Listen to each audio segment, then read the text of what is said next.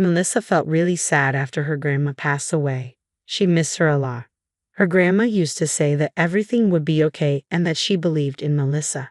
Those were some of the last things her grandma said before she died.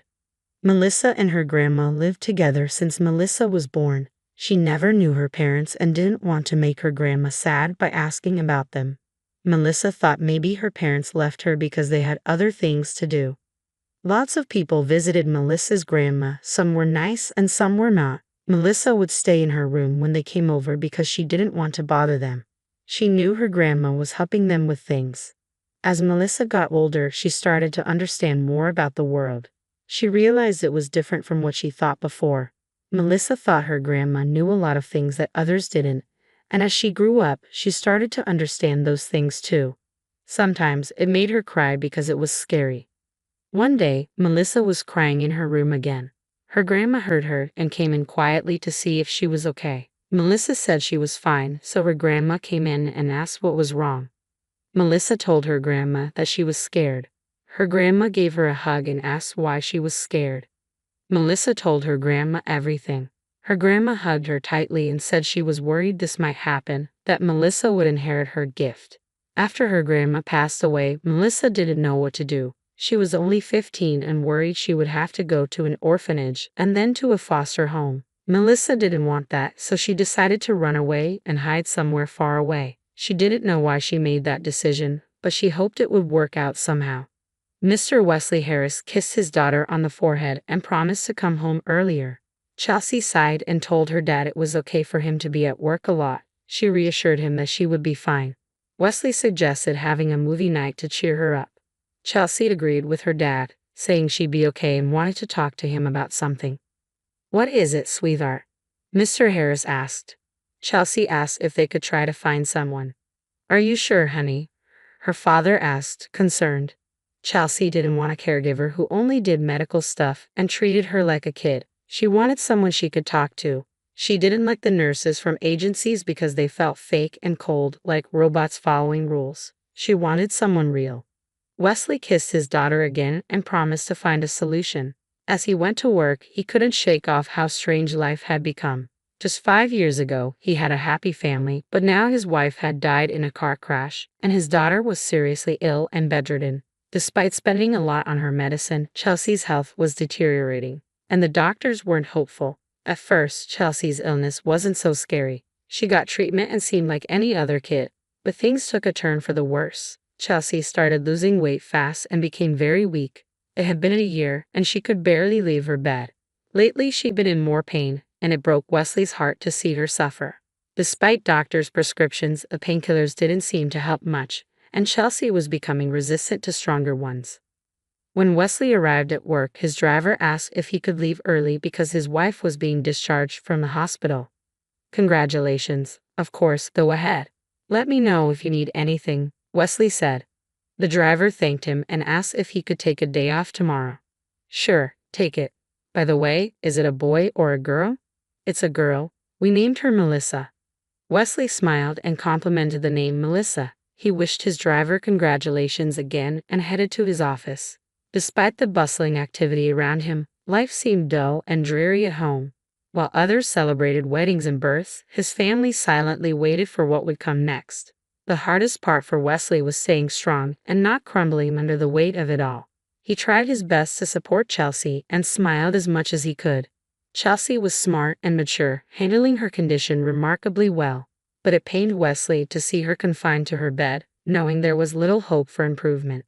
His secretary interrupted his thoughts, asking him to sign some papers.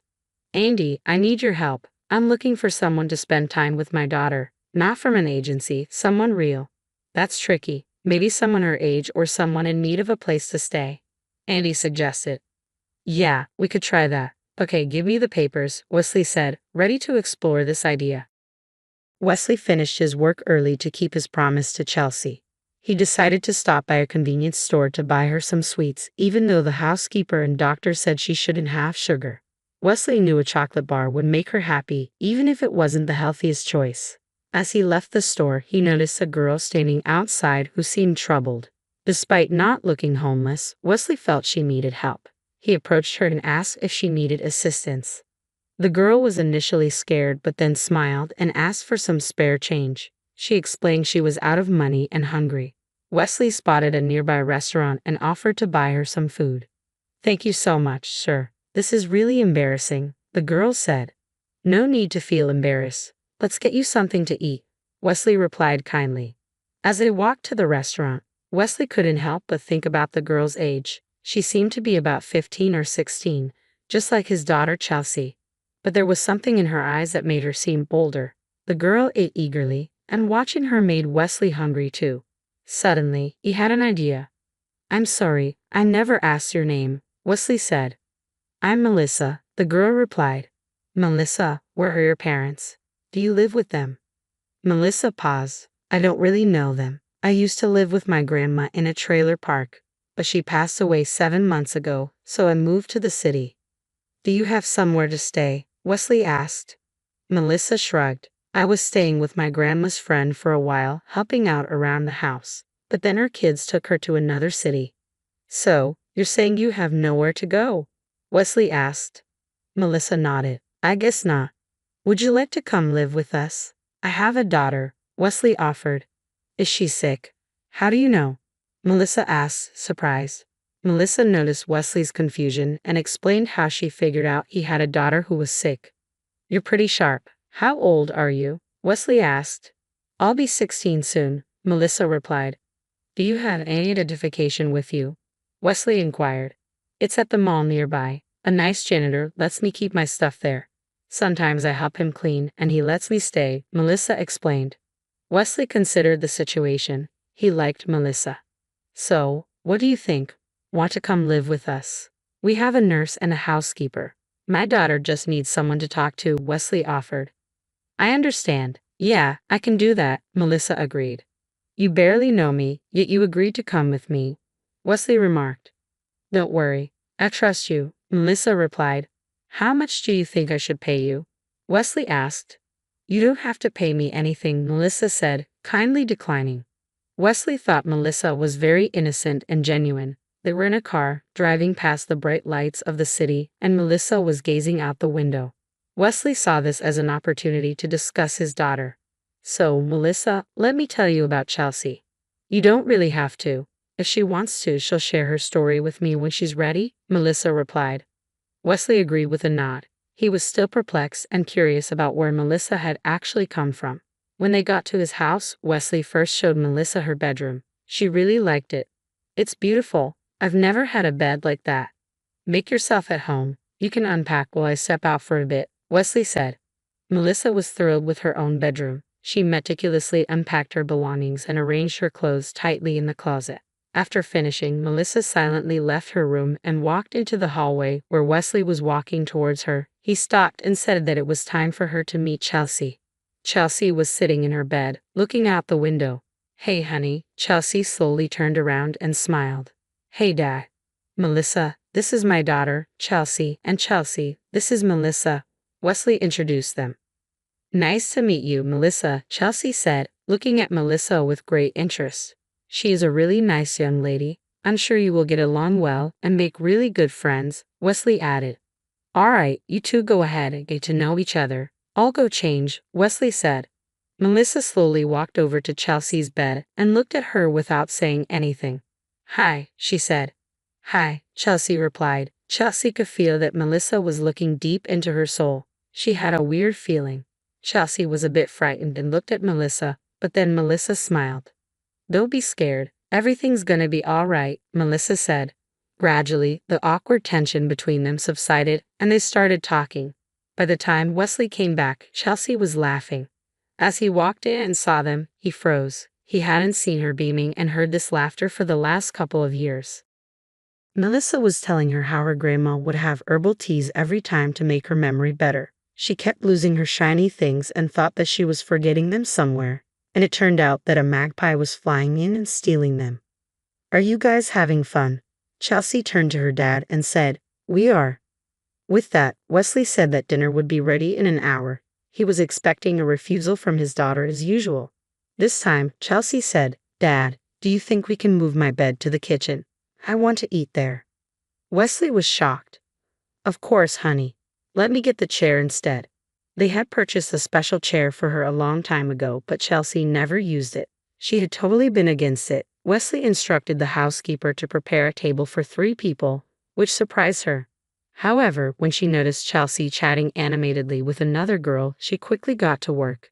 Chelsea couldn't eat a lot, but she had a hearty appetite. It was peculiar and uncommon. It was the first time she ate well. For a brief moment, Wesley began to question what the doctors had told him, but he realized that doctors from 3 different countries can be wrong at the same time. Before going to bed, Melissa noticed that Chelsea was curled up in pain. "Melissa, can you call the housekeeper? I need a shot," Chelsea said. But Melissa walked up to Chelsea and put her palm on top of her head. After a minute, Chelsea began to feel that the pain was subsiding. She had never felt anything like that before. She wanted to ask how Melissa was doing that, but she couldn't. Her eyes were drooping, and she felt like she was falling asleep. Melissa stood up to shut the door and saw the housekeeper hurrying to give Chelsea a shot. "Excuse me, ma'am, she's better. She fell asleep." "What do you mean she's sleeping? What about the—" The housekeeper appeared inside and saw Chelsea was indeed asleep. "That's impossible." 2 weeks passed, and Chelsea had changed a lot. Wesley was astonished. He saw how Melissa was leading her by the hand carefully. For the first time in the last few years, Chelsea got out into the yard. Wesley couldn't believe what he was seeing, but he was still wary that it could be something temporary. "Mr. Harris, where did you find this girl?" the housekeeper asked. "You won't believe it, but I met her on the street outside a store." "Is everything okay?" "Yeah, everything's fine. I mean, I don't know how to say this, but she's a bit strange. She knows everything. The other day she predicted that it was going to rain in 10 minutes. She told me that my son's sore throat needs to be treated with some kind of herb. I mean, look how much Chelsea has changed. Are you telling me she's some kind of clairvoyant or something?" "I don't know. I don't really believe those things, but I just don't understand how." Wesley smiled, but he agreed with the housekeeper. Melissa had a piercing gaze. In the morning, Wesley was getting ready for work. Melissa walked out to him from her room. "Mr. Harris, do you have to go to work today?" "Yes. Is everything okay? Can you stay home today, please?" "Why, Melissa? What's going on?" "I have a lot of things to do at the office." Melissa kept begging him not to go anywhere and to tell his driver to stay in the city today. Wesley didn't know why he agreed to listen to her. In the end, he decided he could probably work from home today. When he turned on the TV, he saw that there was a terrible accident on the highway involving a dozen cars. It happened exactly at the exit he was supposed to take and at around the time he usually passes through that area. He immediately got a call from his driver. The driver talked for a while and thanked Mr. Harris for letting him stay in the city today. Wesley got up and headed for Melissa's room. He couldn't take it anymore. He really wanted to know who she really was. He knocked on her door, but there was no response. Then he walked towards Chelsea's room, and as he was approaching, he heard loud noises. They were arguing about something. He stood behind a slightly open door and looked through. Melissa was shouting at Chelsea. "Get up now." "I can't." "Who told you you can't?" "But I'm really sick. I can't walk." "I'm not supposed to walk." "But you're still alive. Give me your hand."